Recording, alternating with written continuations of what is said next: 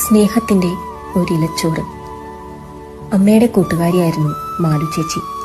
അമ്മയെ കല്യാണം കഴിച്ചു കൊണ്ടുവന്നപ്പോൾ പുതിയ പരിസരത്ത് അമ്മയ്ക്ക് കിട്ടിയ ഒരു കൂട്ട്. അവര് തമ്മിൽ ഒരുപാട് പ്രായവ്യത്യാസമുണ്ട്. അമ്മയുടെ കല്യാണം കഴിഞ്ഞ കാലത്ത് മാലു ചേച്ചി ചെറിയ കുട്ടിയായിരുന്നിരിക്കണം. എങ്ങനെയോ അവര് നല്ല കൂട്ടുകാരികളായി. കുറെ കാലം കഴിഞ്ഞപ്പോൾ മാലു ചേച്ചിയുടെ കല്യാണം കഴിഞ്ഞ് ദൂരേക്ക് പോയി. അമ്മയും മാലു ചേച്ചിയും തമ്മിലുള്ള കണ്ടുമുട്ടലുകൾ കുറഞ്ഞു. എന്നാലും അവര് തമ്മിലുള്ള ഹൃദയബന്ധം നിലനിന്നിരുന്നു. കുറച്ചു വർഷങ്ങൾക്ക് മുൻപ് അച്ഛന്റെ അവസാന നാളുകളിൽ ആശുപത്രിയിൽ കിടക്കുമ്പോൾ അപ്രതീക്ഷിതമായി മാലു ചേച്ചി അച്ഛനെ കാണാൻ വന്നു. കയ്യിൽ ഒരു വലിയ സഞ്ചിയായി. കുറച്ചുനേരം അമ്മയോട് സംസാരിച്ചിരുന്ന് അവരെ കൊണ്ടുവന്ന സഞ്ചി തുറന്നു. അതിൽ നിറയെ പല വലിപ്പത്തിലുള്ള പാത്രങ്ങൾ, ചോറും പലതരം കറികളുമാണ് കൊണ്ടുവന്നിരിക്കുന്നത്.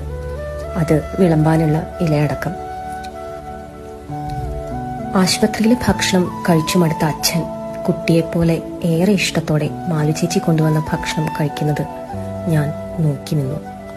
ഞാൻ ആലോചിച്ചു, സ്നേഹത്തോടെ ഒരിലച്ചോറ് നമുക്ക് വേണ്ടി എവിടെയെങ്കിലും ആരെങ്കിലും കരുതി വെക്കാനുണ്ടെങ്കിൽ അതിനേക്കാൾ വലുതായി മറ്റെന്ത് സമ്പാദ്യമാണ് മനുഷ്യ ജീവിതത്തിൽ നമുക്ക് വേണ്ടത്?